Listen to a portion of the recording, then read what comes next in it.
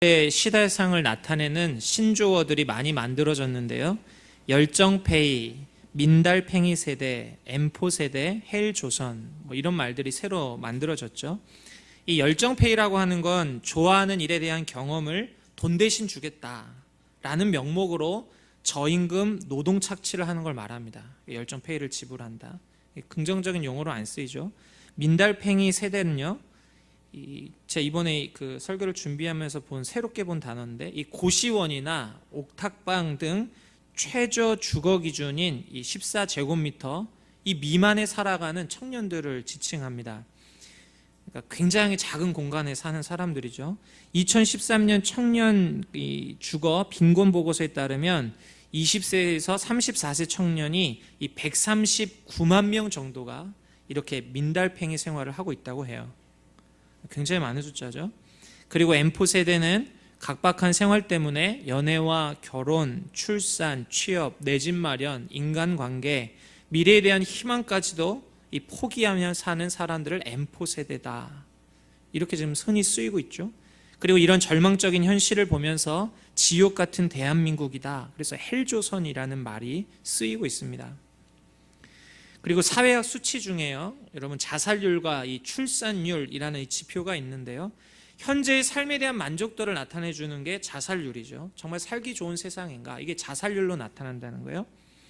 이게 5년 전보다는 우리 자살률이 현저히 줄었다고는 하지만 선진국 경제협력 개발기구인 이 OECD 국가 중에 여전히 우리나라는 1위입니다.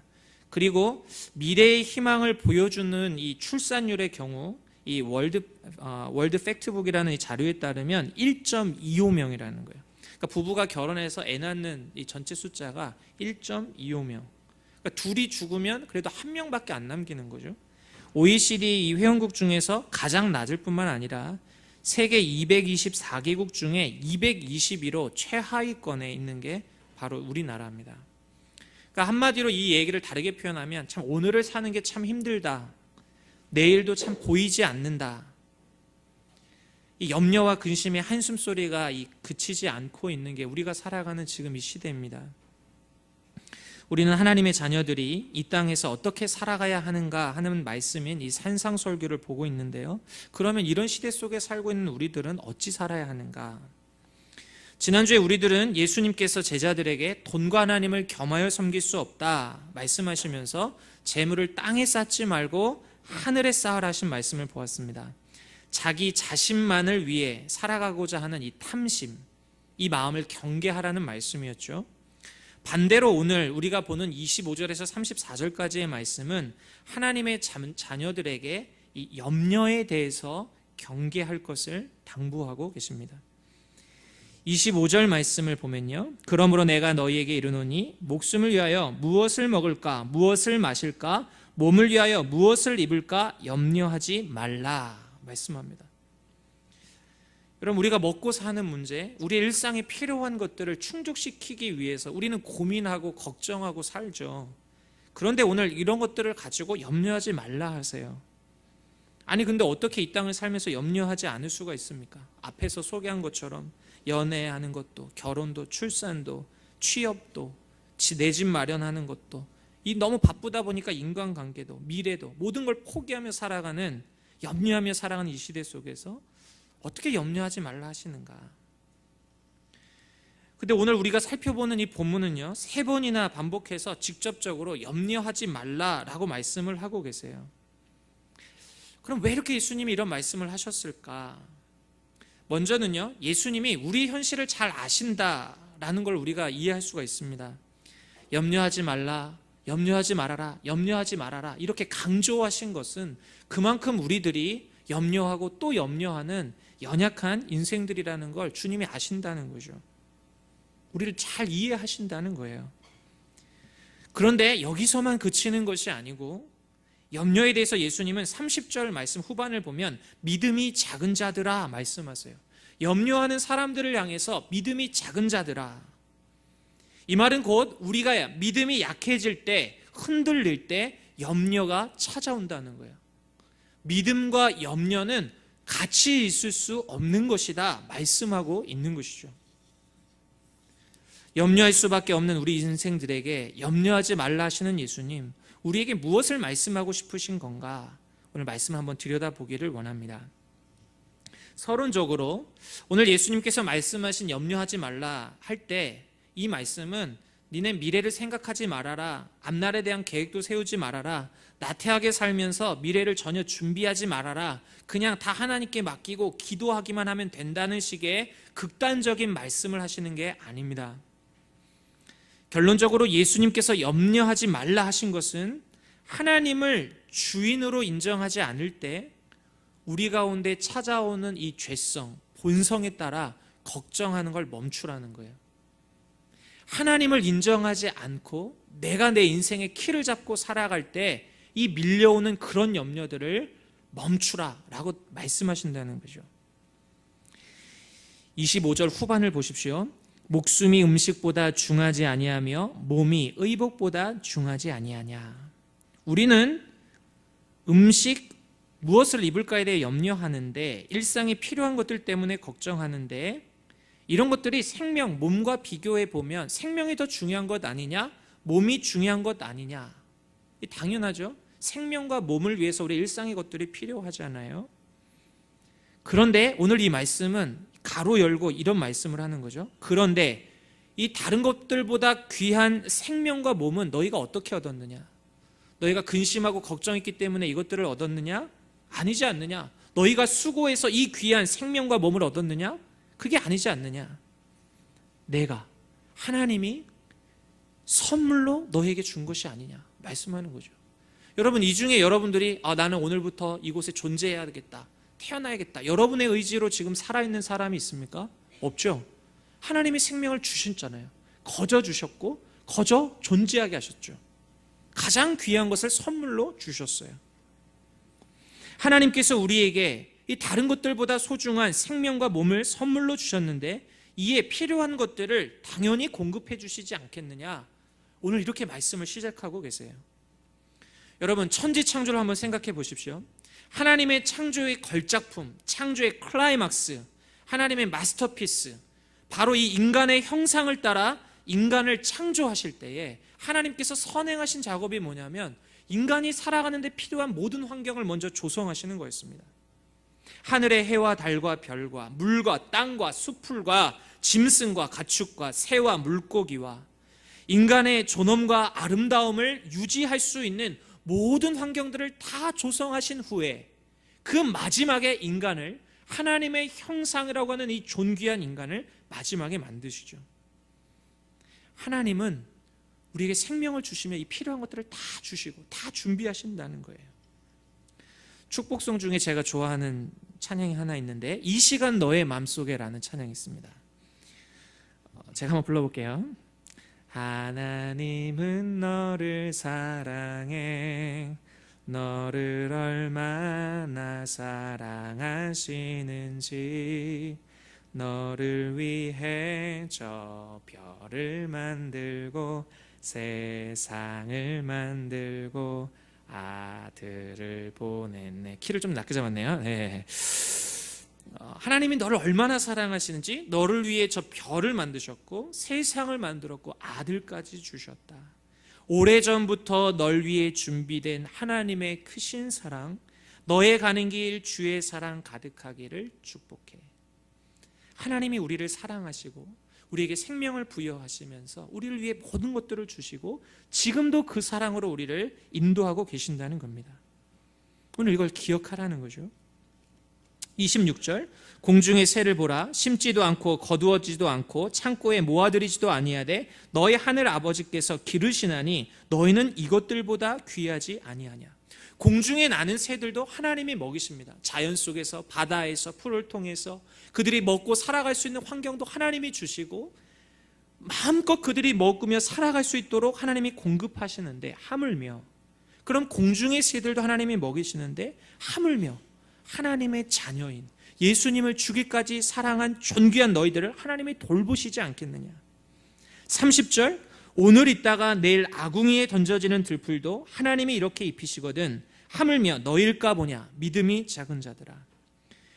아궁이에 던져지는 들풀도 하루하루 살아갈 수 있는 모든 양분과 필요한 것들을 하나님이 다 주고 계시는데, 그걸 입히고 계시는데, 그 아름다움으로 입히고 계시는데 하나님 아버지께서 더 귀한 너희를 입히시지 않겠느냐 말씀하고 있는 거죠. 28절 29절에 부연 설명을 하고 있는데요, 들판에 핀 백합화를 한번 보라고 말씀하세요. 누구도 관심을 잘 기울이지 않는 들의 백합화를 한번 잘 보라는 거예요. 그 안을 보면 형용할 수 없는 하나님의 영광스러움으로 하나님이 그 백합화를 창조해 놓으셨다라고 말하는 거예요. 하나님이 아름다움으로 입혀 놓으셨다는 거죠. 그 꽃의 빛깔, 모양, 구조, 조화, 정말 신묘막측하다. 사람이 만들어낸 어떤 염료보다도, 인공 염료보다도 그 빛깔을 따라갈 수 없고, 그 영광을, 부귀영화를 누리던 솔로몬이 가치 있는 아주 비싼 옷을 입었지만 그 옷과 비교했을 때 어느 것이 더 아름답느냐? 백합화가 더 아름답지 않느냐? 하나님께서 이 땅에 아무도 돌아보지 않는 그 백합화도 아름답게 입히고 계신데, 하물며 하나님의 자녀들인 너희들을 아름다운 것으로 입혀주시지 않겠느냐? 근데 왜 입을 것 때문에 걱정하느냐 하는 거죠. 제가 최근에 효린의 민박 이 프로그램을 한번 본 적이 있는데요, 아이유가 나오더라고요. 이 길거리에서 이 옷을 쇼핑하는 장면을 봤는데, 그냥 흔히 길거리에 살 수 있는 옷을 사요. 저렴한 가격의 옷입니다. 그리고 딱 입는데요, 맵시가 참 있어요. 항상 좀 큰 사이즈 옷을 입잖아요. 큰 사이즈 옷을 입는데 잘 어울려요. 참 검소하다라는 생각을 했어요. 근데 제가 그래서 좀 찾아봤는데, 아이유가 1년에 벌어들인 수입이 얼마인지 아십니까? 실수입이 60억 원이랍니다. 60억 원. 네, 그죠? 이렇게 버는 지체들도 우리 가운데 나오기를 축원합니다. 60억 원을 1년에 번대요. 세금 다 떼고 버는 게요. 근데 가난했던 시절을 지나와서 그런지 돈에 대한 가치를 일찍 좀 깨달아서인지 몰라도 평소에 검소한 옷차림으로 다니는 게 유명하대요.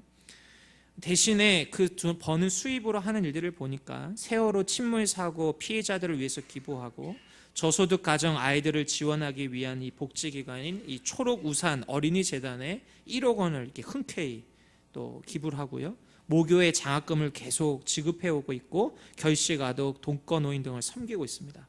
그리고 평소에 이 팬들이 자신에게 선물을 좀 보내지 말아주세요, 이렇게 이야기를 해서 이 팬클럽들 사람들도요, 이 아이유의 생일이나 때가 되면 비싼 선물이나 조공을 아이유한테 주는 게 아니고 아이유의 이름으로 기부 활동을 한다는 거예요.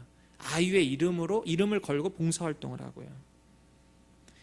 아이유의 그런 삶의 모습을 통해서, 그죠? 아름다운 그런 삶의 모습을 통해서 다른 사람들도 이제 아름다운 이 걸음들을 걸어가는 거죠. 제가 아이유의 아주 열렬한 팬은 아니지만, 누구는 이렇게 노트북에 아이유 사진을 해놨더라고요. 제가 아이유의 그 정도의 팬은 아니지만 참 사람이 아름답기 때문에 참 무엇을 입어도 아름답다라는 생각이 들어요.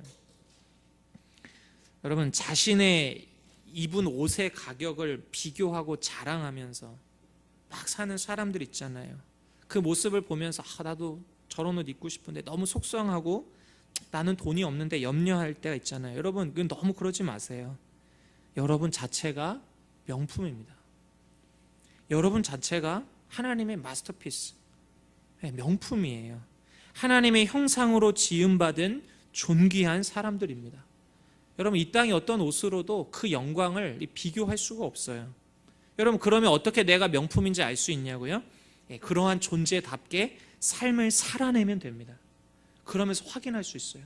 내가 정말 하나님 날 명품으로 지으셨구나, 하나님의 존귀한 형상으로 지었구나, 그 형상에 따라 발걸음을 디디며 살아가며 그 아름다움을 뿜으며 사는 게 우리 성도들이고 하나님의 사람들이라는 거예요. 고가의 옷을 입고 가격을 자랑하면서 갑질하는 천태만상을, 그러한 행태들을 부러워하지 말고 삶 속에서 내가 얼마의 옷을 입든지 간에, 또 뭐 비싼 옷을 좀 입을 수도 있겠죠. 그런 옷을 입더라도 더 중요한 건 삶 속에 예수님의 향기를 뿜어내는 명품 인생을 사는 것, 명품 인생을 그렇게 살아내는 것, 그것이 바로 우리들의 삶이라는 것입니다. 우리는 그렇게 살아가야 되고 그렇게 사는 거예요. 옆에 있는 지체들 한번 보고 한번 이렇게 축복할까요? 당신이 명품입니다. 우리 한번 축복합시다. 당신이 명품입니다. 그죠? 예. 예, 여러분 옷을 보니까 여러분들의 아름다움 이거 뭐 담아낼 수가 없어요. 여러분들이 명품이에요. 여러분 정말 아름답습니다. 하나님이 그렇게 지으셨어요. 31절과 32절을요 우리 한번 같이 읽어보겠습니다. 이어서 31절 32절 시작. 그러므로 염려하여 이르기를 무엇을 먹을까 무엇을 마실까 무엇을 입을까 하지 말라. 이는 다 이방인들이 구하는 것이라. 너희 하늘아버지께서 이 모든 것이 너희에게 있어야 할 줄을 아시느니라. 아멘. 예수님은 먹고 입고 마시는 것에 염려하지 말라 말씀하시고, 이는 이방인들이 구하는 거다 이야기합니다. 이방인들이 이런 먹고 마시는 것에 염려하면서 구하는 거지, 성도는, 오늘 이 말씀을 듣고 있는 예수님의 제자들은, 하나님의 사람들은 이런 것들 구하지 말아야 된다는 거예요. 너희들은 다르다는 거예요. 이방인들과 다르다는 거예요. 하나님을 안 믿는 사람들과 차이가 있다는 거예요. 너희가 똑같이 생각하고 구하고 똑같이 살아가면 안 된다는 거예요. 불신자들은 하나님을 믿지 않습니다. 우리를 사랑하시고 돌봐주시는 하나님을 인정하지 않습니다. 이 천지 모든 것들이 하나님의 소유라는 걸 인정하지 않아요. 그래서 모든 자기의 인생은 내 힘으로, 자기 힘으로 해결하려고 합니다. 내 힘으로 모든 걸 해결하려고 해요. 하나님 없이 살아가는 모든 사람들이 그렇게 삶을 살아갑니다. 이방인들은 또한 태어나면서부터 사람은 죄인이라고 말하질 않아요. 선한 존재라고 생각합니다. 그래서 자기 스스로 노력해서 무언가를 일구며 사는 게 인생이고, 그 수고와 열심으로 존귀에 지는 것이다 말합니다. 존재 자체만으로 존귀한 것이 아니고 수고와 열심을 통해서 그 가치들이 더 높아진다라고 말하고 있어요. 그래서 너는 더 가치 있기 위해서, 더 존귀하기 위해서 내가 더 노력하고 수고해야 된다고 가르칩니다.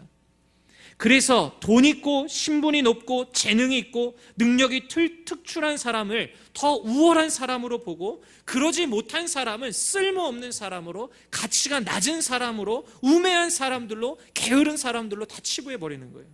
그리고 이 사회는 정말 이런 생각 속에 약육강식, 적자생존의 비정한 세상이 만들어져 가는 것이죠. 이방인들 그 사고 속에서 하나님을 인정하지 않는 그 사회는 반드시 힘이 지배하는 세대, 약육강식의 그러한 세대를 따라간다는 겁니다. 하나님과 약속의 말씀을 믿지도 보지도 못하기 때문에 이 세상이 전부인 것처럼 여기면서 온통 생각하는 건 먹고 마시는 것, 입는 것에 온 삶을 바칩니다. 더 많이 가져야 되고 더 많이 쌓아야 되고, 그래서 돈과 성공에서 오는 행복을 인생의 목적으로 살고 사는 거예요. 돈 많이 벌어서 편안하게 행복하게 사는 게 인생의 목적인 거예요. 세상의 이름을 떨치고 사람들에게 인정받고 또 좋은 평판을 받으면서 그러한 삶을 사는 게 내 인생의 삶의 전부다. 이게 하나님 없이 살아가는 이방인들의 가치관이고 그 사람들의 삶의 행태라는 것입니다. 그러나 성도는 다릅니다. 예수님의 제자, 하나님의 사람들은 다른 거예요. 무엇이 다르냐? 다른 믿음이 있기 때문입니다. 세상 사람들이 갖지 못하는 믿음이 있는 거죠. 천지를 창조하신 하나님을 믿고, 이 모든 것들이 하나님의 소유인 것을 믿고, 그분이 지금도 모든 자연과 피조 세계를 공급하시고 먹이시고 입히심을 믿고, 나를 사랑하심을 믿습니다. 나의 모든 필요를 아시고 공급해 주심을 믿습니다. 약속의 말씀을 주셔서 그 선한 길로 나를 인도해 가시면서 하나님의 선하심을 이루세요. 그리고 그 선하심을 이룰 때에 동참한 우리들로 그 하나님의 기쁨과 영광을 그 자녀들이 더불어 누리며 살 수 있도록 하시는 것이죠. 하나님의 기쁨에 참여하고 살게 해요. 좀 돈이 모자라도 세상이 줄 수 없는 기쁨을 가지고 살게 해요. 아주 고위직이 아니더라도, 혹은 사람들이 나를 몰라주더라도 그거와 상관없이 삶의 아름다움을 향을 뿜으며 선한 영향력을 행사하면서 그 사람을 통하여 하나님의 나라와 하나님의 아름다움이 이 땅에 실현되는, 그 존귀 쓰임 받는 삶을 살게 된다는 것이죠. 32절 후반도 그래서 그 얘기를 하세요. 그건 다 이방인들이 구하는 것이다. 32절 후반, 너희 하늘 아버지께서 이 모든 것이 너에게 있어야 할 줄을 아시느니라. 하나님이 다 필요한 거 아신다. 너희가 이 믿음으로 가지고 사는 것이다. 여러분, 결혼하고요, 자녀를 키우면서 누리는 특권이 있는데요, 그게 뭐냐면 말씀하시는 이 하나님 아버지, 이걸 굉장히 생동감 있게 체험할 수가 있습니다. 이게 그 머리로 아는 것과 또 이게 내가 경험을 하면서 누릴 때는 또 전혀 다른 이 풍성함을 누릴 수가 있어요. 제가 부모가 되니까요, 아이를 둘 이제 부모가 되니까 나는 좀 덜 먹고 덜 입고 덜 편안해도요, 내 아이들이 기뻐하는 걸 보면 너무 좋아요. 자녀에게 더 좋은 걸 먹이고 싶고 더 좋은 것을 입히고 싶고 더 편안하게 해주고 싶고, 이게 부모의 마음이에요. 뿐만 아니고요, 저희 두 자녀인 이 준서와 은서 같은 경우에 자기들이 뭐가 필요한지도 잘 몰라요. 내가 진짜 뭐가 필요한지 모르고 그냥 삶을 살아가요. 부모가 되니까 어떻게 되냐면, 날씨가 춥잖아요. 바깥 날씨가 춥네. 그러면 그 아이에 맞는 옷을 찾아요. 저녁에 잠을 잘 때 좀 냉기가 들어오는 것 같아요. 보일러를 킬까? 보일러를 키든지, 아니면 아이에게 옷을 좀 더 따뜻하게 입히자 해요. 아이들은 싫어하죠. 이게 뭐야? 근데 새벽 되면 정말 춥거든요. 아이들을 씻길 때도요, 이거 물이 너무 차가운데 그럼 조금 데핀 다음에 해야지 하고 정말 적절한 물의 온도를 딱 맞춘 다음에 애들을 씻기려고 해요. 걔네들은 그런 거 필요 없죠. 그냥 와서 그냥 씻으라고 하면 씻는데 그런 거 생각을 안 하며 살거든요. 아이들은 시간 가는 줄 알고 놀아요. 근데 밥을 먹어야 되거든요. 지금 밥 시간이구나. 밥을 먹어야 되겠구나. 지금 시간이 너무 늦었는데 잠을 재워야 되겠구나. 부모가 항상 생각하는 게 자녀에 대한 생각이에요. 자녀들은 생각하지도 못하는데 그 필요한 것을 생각하고 고민하고 공급하려고 하는 게 부모의 마음이에요. 그런데 육신의 부모도 그런데 하나님은 어떻겠냐 하는 거예요. 하늘 아버지께서는 우리를 향해서 어떠한 마음을 갖겠냐, 모든 소유를 가지신 하나님은 어떻게 우리를 살피고 하시겠냐는 거죠. 하나님은 더 세밀하게 우리의 필요한 것을 정말 잘 아시고 가장 좋은 때에 가장 적절하게 가장 좋은 걸 주고 싶어 하시는 게 우리 하나님 아버지라는 거예요. 하나님 아버지라는 거예요. 하나님이 우리가 구하지 않은 것까지도 필요를 아시고 공급하시는 하나님이라는 거예요. 그런데 왜 하나님의 사람들아, 제자들아, 너희는 왜 마치 부모가 없는 것처럼, 하나님이 안 계신 것처럼, 하나님 아버지가 무능한 것처럼 그렇게 너희가 염려하고 근심하며 사느냐, 믿음이 작은 자들아. 이 안타까움을 예수님이 말씀하고 있는 거죠. 하나님이 무능한 것처럼, 없는 것처럼. 하나님 아버지를 믿지 않고 염려하는 것은 불신앙이고 오늘 죄라고 말씀하는 거예요. 하나님을 믿지 않고 염려하는 것, 여러분, 이건 불신앙이에요. 죄입니다. 나중에 준서, 은서가 좀 자라서 저한테 이런 얘기하면 진짜 화가 날 것 같아요. 아빠가 나한테 해준 게 뭐가 있어? 엄마가 나한테 해준 게 뭐가 있어? 이런 얘기를 들으면 진짜 화가 날 것 같아요. 어려서부터 재워주고 정말 이 똥기 저기 다 갈아주고 씻겨주고 필요한 걸 공급해주고 그렇게 마음 졸이고 내가 더 누릴 수 있는 거 다 삶의 중심을 아이에게 두고 이렇게 살아왔는데 해준 게 뭐가 있어?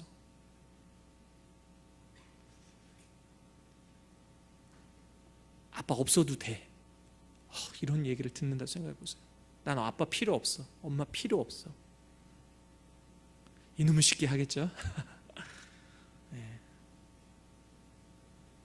마찬가지 우리도 그렇게 살면 안 된다는 거예요. 하나님의 자녀들아, 너희가 이방인과 같이 그렇게 살면 안 된다 말씀하는 거죠. 연약하기 때문에 염려를 하지 않을 수 없으나 그때마다 우리는 하나님 아버지를 바라보아야 합니다. 약속의 말씀을 붙들고 믿으며 살아야 한다는 거죠. 이젠 적극적으로 말씀하세요. 우리의 삶에 6장 33절을 같이 한번 읽어보겠습니다. 33절 시작. 그런즉 너희는 먼저 그의 나라와 그의 의를 구하라. 그리하면 이 모든 것을 너희에게 더하시리라. 아멘. 예수님은 염려 많은 이 세상을 살아가는 우리에게 우리가 어떻게 살아가야 하는가, 그럼 염려가 되는데 어떻게 살아야 되는가, 먼저 하나님을 믿으라 말씀하시고 우리의 삶 가운데 먼저 그의 나라와 그의 의를 구하라 말합니다. 먼저 우선순위가 있다는 거예요. 우리 삶의 모든 일과 생각을 할 때 이 우선순위 먼저 할 것이 있다는 거죠. 그의 나라와 그의 의를 구하라. 하나님의 나라와 하나님의 의를 구하라 합니다. 하나님의 나라는 하나님의 통치와 다스림을 말합니다. 하나님의 의라고 하는 것은 하나님과의 바른 관계를 말합니다. 그러니까 먼저 그의 나라와 의를 구하라고 하는 것은 하나님 제 마음을 다스려 주세요. 하나님 제가 발닦고 있는 것을 하나님 통치해 주세요. 인도해 주세요. 하나님 선한 길로 인도해 주세요. 이걸 먼저 구하라는 것입니다.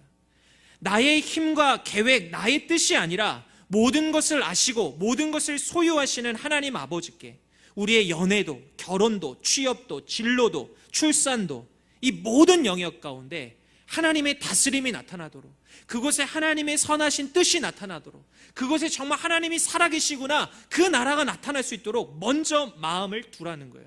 하나님께 먼저 묻고 그 뜻을 구하고 그 길을 찾으라고 하신다는 거예요. 나머지는 하나님이 책임지시겠다 말씀하는 거죠. 성경에서 한 예가, 아주 좋은 예가 있어요. 솔로몬의 경우입니다. 하나님께 일천번제를 드린 후에 하나님께서 솔로몬에게 찾아오시죠. 내가 너에게 무엇을 해주기를 원하느냐. 이 솔로몬이 막 왕위에 올랐을 때입니다. 그때 솔로몬이 하나님께 이렇게 구해요. 열왕기상 3장 9절, 누가 주의 이 많은 백성을 재판할 수 있사오리까? 듣는 마음을 종에게 주사 주의 백성을 재판하여 선악을 분별하게 하옵소서. 솔로몬이 구하는 거죠. 하나님, 저에게 주신 영혼들 있지 않습니까? 이 땅에 수많은 주의 백성들이 있지 않습니까? 저의 고민은요, 하나님, 이 백성들이, 하나님이 내게 주신 이 하나님의 사람들이 문제가 생겼을 때 이걸 잘 처리하는 겁니다. 하나님, 근데 제가 참 부족합니다. 그러니 하나님, 재판을 잘 할 수 있도록 내게 듣는 마음을 주십시오. 하나님 말씀에 귀 기울여 잘 선악을 분별할 수 있도록 듣는 마음, 지혜를 주십시오. 그러자 이어지는 하나님의 답을 보십시오. 열왕기상 3장 10절, 솔로몬이 이것을 구하매 그 마음이 주의 마음에 든지라.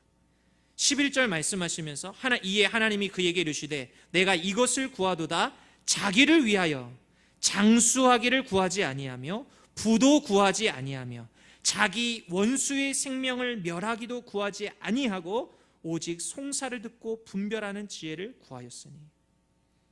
하나님이 기뻐하신 게 뭐냐면 자기를 먼저 두고 구하지 않았다는 거예요. 하나님, 제가 왕이 됐는데 하나님 저 장수하게 해주세요, 저 부자 되게 해주세요, 저를 위해서, 나를 위해서 먼저 구하지 않고 솔로몬이 먼저 하나님의 나라와 의를 구한 거예요. 하나님, 이 백성들, 내게 맡겨주신 사람들 어떻게 재판하겠습니까? 어떻게 제가 이 일을 잘 감당할 수 있겠습니까? 그래서 내게 주신 이 사람들을 어떻게 잘 이곳에 하나님의 나라를 실현할 수 있겠습니까? 먼저 하나님의 나라를 구한 거예요. 그러자 하나님이 뭐라 말씀하십니까? 12절, 내가 내 말대로 하여 내게 지혜롭고 총명한 마음을 주노니 내 앞에도 너와 같은 자가 없거니와 내 뒤에도 너와 같은 자가 일어남이 없으리라. 13절, 내가 또 내게 구하지 아니한 부귀와 영광도 내게 주노니 내 평생의 왕들 중에 너와 같은 자가 없을 것이라. 하나님이 구하지 않은, 먼저 하나님의 나라와 의를 구하니까 구하지도 않았던 부귀도 주겠다, 영광도 주겠다, 명예도 주겠다 말씀하는 거예요.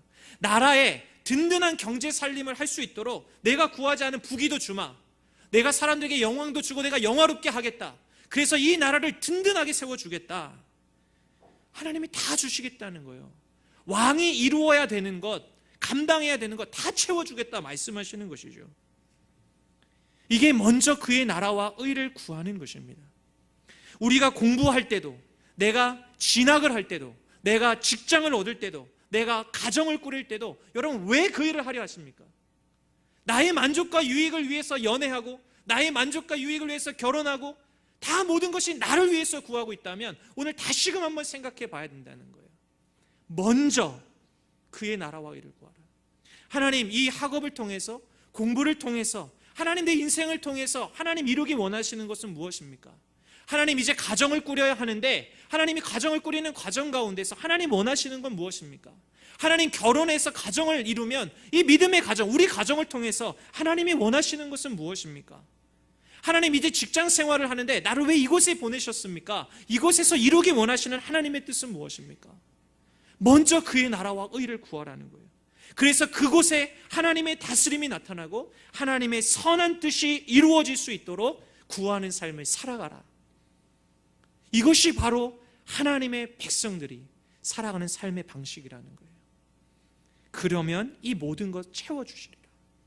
하나님이 우리의 필요한 것들 다 채워주시고 이루어주시고 그것을 너희가 보게 될 것이다 말씀하는 것이죠. 마지막 34절입니다. 그러므로 내일 일을 위하여 염려하지 말라. 내일 일은 내일이 염려할 것이요 한날의 괴로움은 그날로 족하니라. 예수님은 말씀하시기에 내일 일은 내일에게 그냥 맡겨두라고 얘기를 하세요. 이 얘기는 다시 말하면 하지도 말아야 할 불필요한 염려를 오늘 가지고 와서 오늘 망가지고 오늘 주저앉지 말라는 겁니다.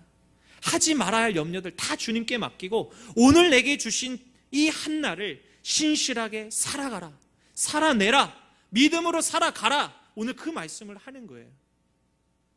염려 때문에 오늘 주저앉고 절망해서 아무것도 하지 못하고 주저하고 있는 인생들아, 나의 사랑하는 자녀들아, 주님을 바라보고 믿음으로 일어서서 주님께 맡기고 오늘 한날을 살아내라. 사랑하는 청년 여러분, 염려를 믿음으로 묶으십시오. 오직 의인은, 하나님의 사람들은 믿음으로 삽니다. 하나님의 약속을 믿고 믿음으로 사는 것입니다. 내일의 염려 때문에 오늘을 망치지 말고 믿음으로 신실하게 한날을 기쁨으로 감사함으로 살아낼 수 있는 우리 모두가 될 수 있기를 바랍니다. 우리 찬양하고 함께 기도하죠.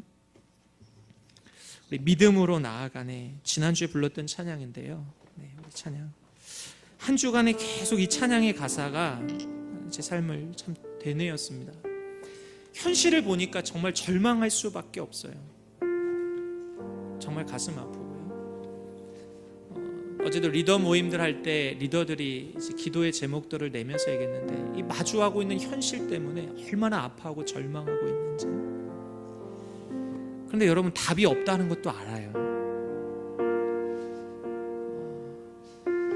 근데 그때 한 지체가 그런 얘기를 하더군요. 하나님께 자기 인생에 이런 문제가 이게 참 답이 없었는데 하나님 앞에 묻는 것이 정답이란 걸 알았습니다. 그래서 하나님 앞에 물으려 합니다.